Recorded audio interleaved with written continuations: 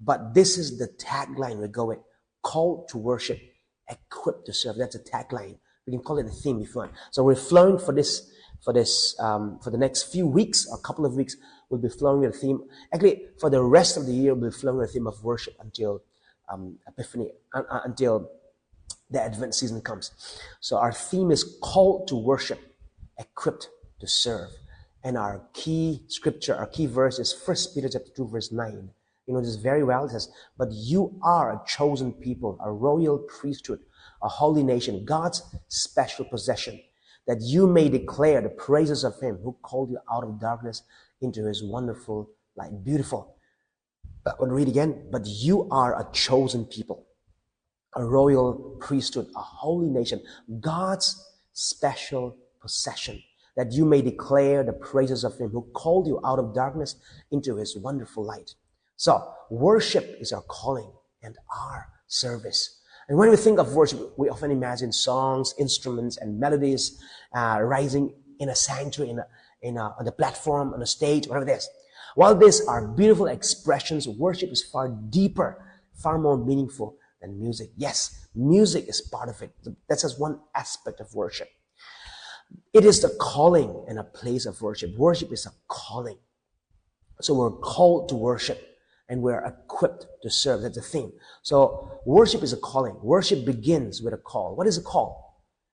As the name says, it's a call. You're called, right? Jesus called his disciples. And God called people out. That's what it is. A calling is a divine invitation to enter into the presence of God. Not just on Sundays, as worship is. It's not just on Sundays, but every moment of our lives. Now, it's not limited to the platform or a microphone. Just because you have a microphone on Sunday doesn't mean that's what worship is, because that's just one aspect. That's supposed to be the overflow of what is happening to you for the rest of the week. Every believer has been called to worship. So it's not just one person.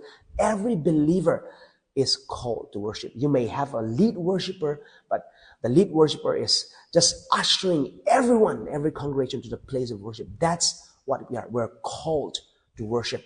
And God has set us apart, not just to believe in him, but to declare his praises and to live in response to his goodness. Again, God set us apart, made us holy, set us apart. He chose us, we're his favorite, set us apart, not just to believe in him, and that's very important, but to declare his praises and to live in response to his goodness.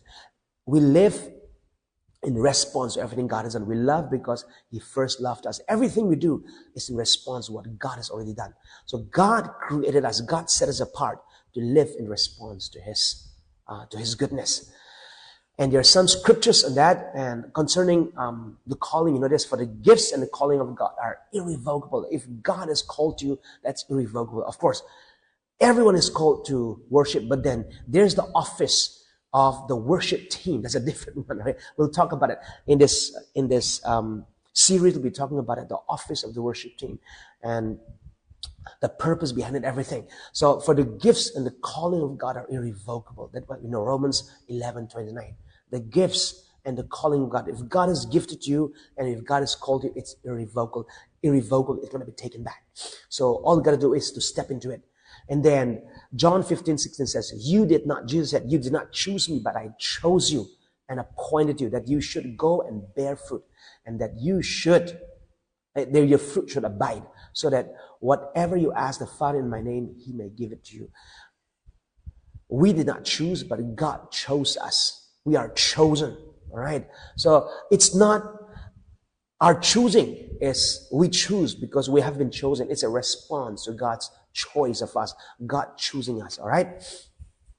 And in this call, we offer our bodies as living sacrifice. Romans 12:1. We offer our bodies as a living sacrifice,